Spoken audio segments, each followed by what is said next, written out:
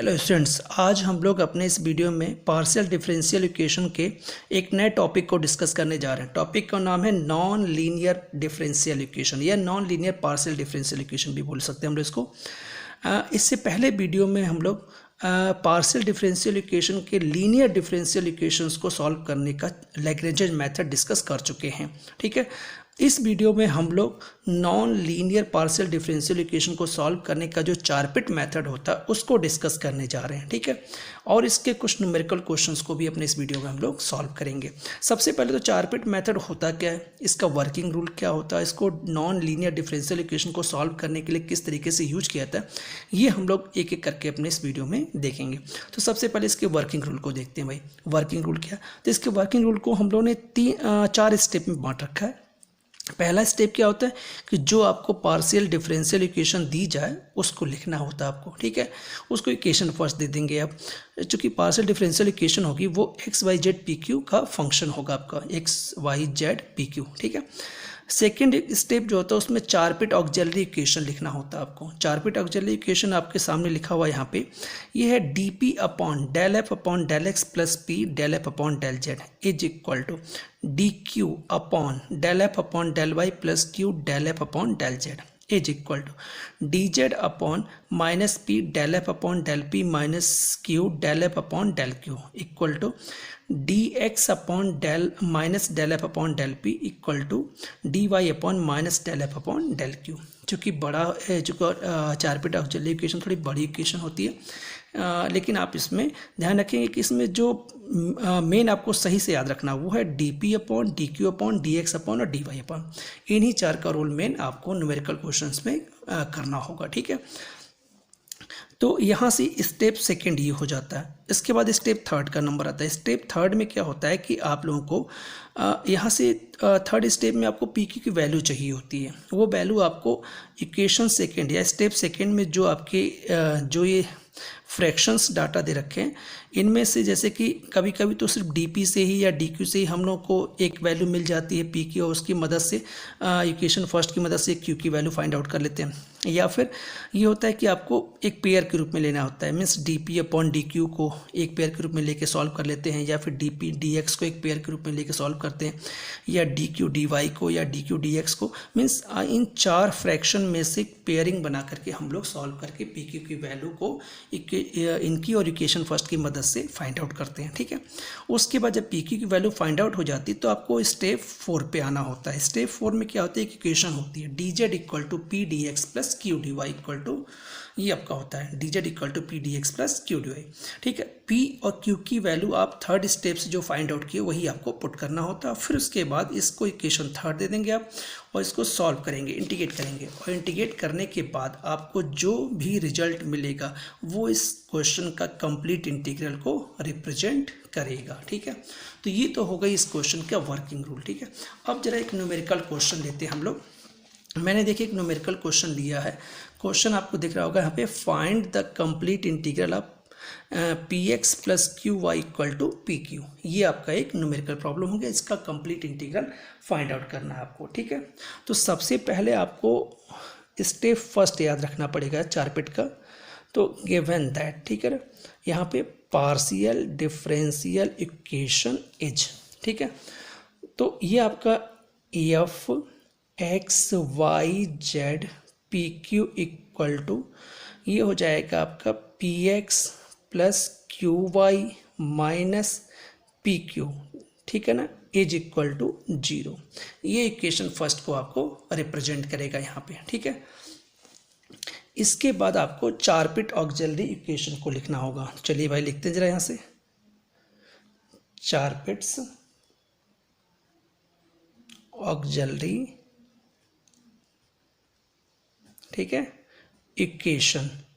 तो जरा Charpit auxiliary equation देखते क्या होता है भाई। चारपिट ऑक्सिलरी इक्वेशन तो ये होता है आपका, थोड़ा बड़ा होता है इसलिए ध्यान से लिखिएगा इसको, डी पी अपॉन, ठीक है ना, ये होता है del f upon del x plus p, ठीक है ना, del f upon del z is equal to, फिर डी क्यू अपॉन, ये होता है del f upon del y plus q del f upon del z, ये होता है, फिर डी जेड अपॉन, तो ये होता है minus p del f upon del p minus q del f upon del q, ठीक है। फिर होता है आपका डी एक्स, क्या होता है डी एक्स, ये होता है minus del f upon del p, और लास्ट में होता है डी वाई, ये होता है del f upon del q, ठीक है। इसे इक्वेशन नंबर आपको सेकेंड देना होगा। ये हो गया आपका 4 बिट ऑक्सिलरी इक्वेशन, ठीक है। अब यहाँ से आपको ये 4 बिट ऑक्सिलरी इक्वेशन को थोड़ा सॉल्व किया जाए, किसकी मदद से, इक्वेशन नंबर फर्स्ट। तो इक्वेशन फर्स्ट में देखिए आपको सबसे पहले del f upon del x चाहिए, तो जरा इक्वेशन फर्स्ट को एक्स के रिस्पेक्ट में डिफ्रेंशिएट करिए जरा। तो देखिए यहाँ पे एक्स यहाँ पे है, तो ये हो जाएगा आपका पी, ठीक है, प्लस एक्स एक ही जगह है तो आपका पार्शियल डिफरेंशिएशन, तो ये दोनों जीरो हो जाएंगे, आपका यहाँ पे ये पी मिल गया। फिर पी हो गया, ठीक। Del f upon del z, z है ही नहीं कहीं यहाँ पे, तो ये जीरो हो जाएगा, ठीक। ऐसे ही डेल क्यू डी क्यू निकालिए, तो डी क्यू अपॉन कितना है आपका del f upon del y. अब इसमें इक्वेशन फर्स्ट में वाई ढूंढिए, वाई यहाँ पे, ठीक है, तो ये हो जाएगा क्यू प्लस क्यू इंटू, देखिए अब यहाँ से del f upon del z, z देखिए कहाँ पे, कहीं पे भी जेड नहीं है, तो ये इसका डिफरेंशिएशन पार्शियल जीरो हो जाएगा, ठीक। ये हो गया d z upon minus p, ठीक। अब del f upon del p, देखिए पी दो जगह है, तो एक तो यहाँ पे हो जाएगा एक्स, इसका डिफरेंशिएशन ये जीरो हो जाएगा, ये हो जाएगा आपका यहाँ से माइनस का क्यू, ठीक है। उसके बाद फिर माइनस क्यू, और ये देखिए आप del f upon del q, q देखिए दो जगह है, तो ये हो जाएगा वाई माइनस पी, ठीक। तो ये हो गया डी जेड अपॉन की वैल्यू, ठीक है। अब जरा डी एक्स के अपॉन की वैल्यू देखते हैं, तो क्या है minus del f upon del p, p देखिए दो जगह है यहाँ से, तो क्या हो जाएगा, ये हो जाएगा आपका माइनस एक्स माइनस क्यू, ठीक है। और इसके बाद नंबर आता है आपका डी वाई का, तो जरा इसको भी देख लेते हैं, तो माइनस ये हो जाएगा आपका वाई माइनस पी, ठीक है। तो ये वैल्यू हो गई आपकी यहाँ से, ठीक है।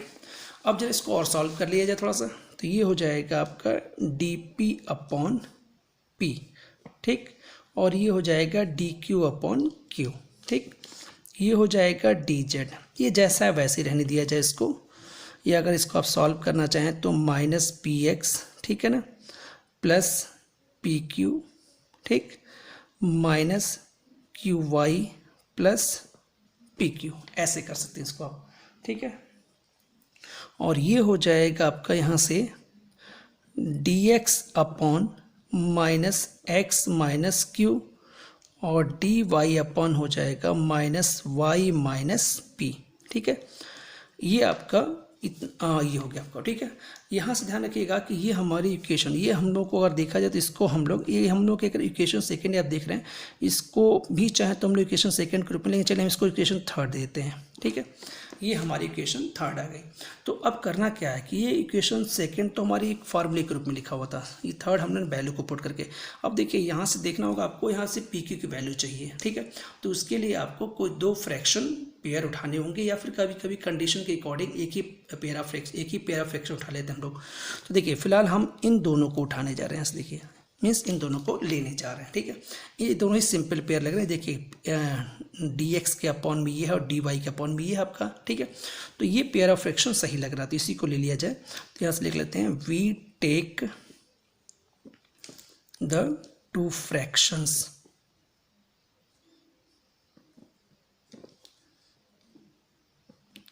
टू फ्रैक्शंस कौन कौन से आप ले रहे हैं, डी पी अपॉन पी, ठीक है ना, और डी क्यू अपॉन क्यू, आप ये दो फ्रैक्शन ले रहे हो, ध्यान रखिएगा यहाँ से इस तरीके से, क्योंकि यहाँ से सिंपल डिटेल आपको मिल जाएगी। जरा इसको इंटीग्रेट कर दीजिए, तो इंटीग्रेटिंग बोथ साइड करते हैं भाई जरा इंटीग्रेशन इसका, तो ये हो जाएगा आपका log P plus log Q, ठीक है ना, इज इक्वल टू लॉग ए, ये आ जाएगा आपका, ठीक है। अब यहाँ से देखिए इसको आप सॉल्व करिए, तो लॉग पी क्यू, ठीक है, इज इक्वल टू एक थोड़ा सा करेक्शन हो जाए यहाँ पे, पर इक्वल टू ये प्लस यहाँ पे होगा, ठीक है। तो ये डिटेल आपकी थोड़ी गलत आ गई है, इसको करेक्ट कर लिया जाए। तो ये हो जाएगा log p equal to log a q, ये आ जाएगा आपका।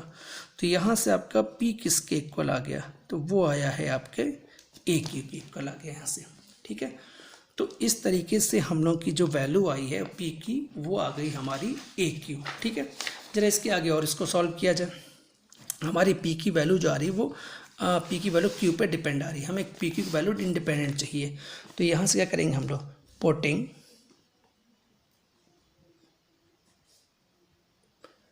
the value of p in equation first, equation first में पुट करें आप। तो इक्वेशन फर्स्ट क्या है भाई यहाँ पे px, तो p की जगह आप क्या लिखने वाले हैं, a q whole bracket x plus q y minus, फिर आपका था a q into q is equal to 0। ये इक्वेशन फर्स्ट था आपका, देखिएगा। तो यहाँ से क्या हो जाएगा, ए एक्स क्यू, ठीक है, plus q y minus a q square is equal to 0 हो जाएगा आपका यहाँ से, ठीक है। तो यहाँ से एक काम करते हैं हम लोग यहाँ पे कि हम लोग को क्यू की वैल्यू फाइंड आउट करनी है। तो यहाँ से क्या हो जाएगा आपका, देखिए ये हो गया a x plus y minus a q equal to 0। यहाँ से देखिए क्यू कॉमन ले लीजिए और इसको 0 साइड में भेज दीजिए यहाँ से, ठीक है। तो यहाँ से आपको जो मिलेगा ए क्यू इक्वल टू वो है ए एक्स प्लस वाई, ठीक है। तो यहाँ से आपको क्यू कितना मिल गया आपको, तो क्यू यहाँ से फाइंड आउट हो गया a x plus y upon a, ठीक है। तो ये वैल्यू जो हम लोग की आ रही है वो आ रही है क्यू की, ठीक है। तो यहाँ से p कितना हो जाएगा, चूँकि p इक्वल टू है आपका ए क्यू, तो a और ये हो जाएगा a x plus y upon a, ठीक है। तो ये हो गया आपका ए एक्स प्लस वाई, ठीक है। तो इस तरह से आपको p और q दोनों की वैल्यू फाइंड आउट होगी जो आप फाइंड आउट करना चाह रहे थे, ठीक है। तो इस तरह से आपकी value p o q find out हो गई। जब पी ओ क्यू की वैल्यू फाइंड आउट हो जाए तो अगले स्टेप में आपको करना क्या है, यहाँ से वी नो दैट, ठीक, एक इक्वेशन आपको लेनी होती है इसके सॉल्विंग के लिए। वो इक्वेशन है d z equal to p d x plus q d y. इस इक्वेशन नंबर हम लोग 4 देने वाले हैं, ठीक। Putting the value of p and q, ठीक है ना, इन इक्वेशन 4। इक्वेशन 4 में आप पी और क्यू की वैल्यू को पुट कर दीजिए, ठीक है। तो आपको डी जेड क्या मिल जाएगा, तो डी जेड आपको मिलेगा यहाँ से a x plus y whole bracket d x plus a x plus y upon a, ठीक है ना, होल ब्रैकेट डी वाई, ये मिलेगा आपको।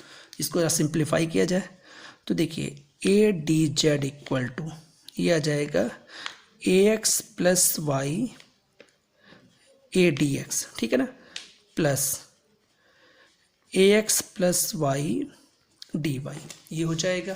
थोड़ा और इसको सॉल्व किया जाए तो देखिए यहाँ से आपका a x plus y common आ गया और a d x plus d y, ये हो जाएगा आपका। तो ये हो गई वैल्यू आपकी ए डी जेड, ठीक है, ये वैल्यू हो गई आपके यहाँ से। अब इस पोर्शन को हमें इंटीग्रेट करना भाई यहाँ से, ठीक है। तो देखिए यहाँ से इसमें एक काम करते हैं, let a x plus y को हम लोग यहाँ पे क्या ले लेते हैं, ए एक्स प्लस वाई को यू ले लिया जाए तो ये हो जाएगा a d x plus d y equal to d u हो जाएगा यहाँ से। देखिए तो यहाँ से a d z equal to ये हो जाएगा यू और ये हो जाएगा डी यू, ठीक है। अब इसको इंटीग्रेट कर दीजिए तो इंटीग्रेटिंग बोथ साइड, ठीक है, दोनों साइड का इंटीग्रेशन कर दिया जाए तो ये हो जाएगा a z equal to u square by 2 plus आपका बी, यहाँ से बी आ जाएगा। देखिए ठीक है।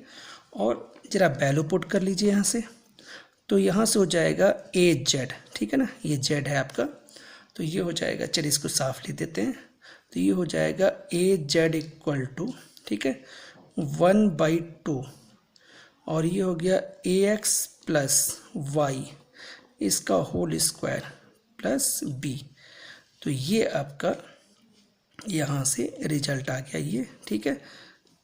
तो ये जो वैल्यू आ रही है आपकी, ये देखिए, ठीक है ना, दिस इज नोन एज, इसी को हम लोग बोलेंगे complete integral, which is the complete integral of the given partial differential equation, जो कि आपकी non linear partial differential equation है, ठीक है। तो उम्मीद है कि आप लोगों को चारपिट मेथड किस तरीके से यूज किया जाता है किसी भी non linear partial differential equation में, ये काफ़ी हद तक समझ में आ गया होगा, ठीक है। इस वीडियो में तो हम लोग बस इतना ही पोर्शन रख रहे हैं। नेक्स्ट वीडियो में हम लोग एक non linear partial differential equation को चारपिट मेथड से सॉल्व करने के लिए एक नए एग्जाम्पल के साथ नेक्स्ट वीडियो में हम लोग आपके सामने उपस्थित होंगे, ठीक है। आज के वीडियो में बस इतना ही, और अगर आप लोगों को ये वीडियो पसंद आया हो तो आप इसको लाइक और शेयर ज़रूर करिएगा, और अगर आपने हमारे चैनल को सब्सक्राइब नहीं किया तो सब्सक्राइब ज़रूर कर लीजिएगा। नेक्स्ट वीडियो में हम लोगों का नॉन लीनियर का एक और नया क्वेश्चन चारपिट मेथड से सॉल्व करेंगे, ठीक है। आज की वीडियो में बस इतना ही, धन्यवाद।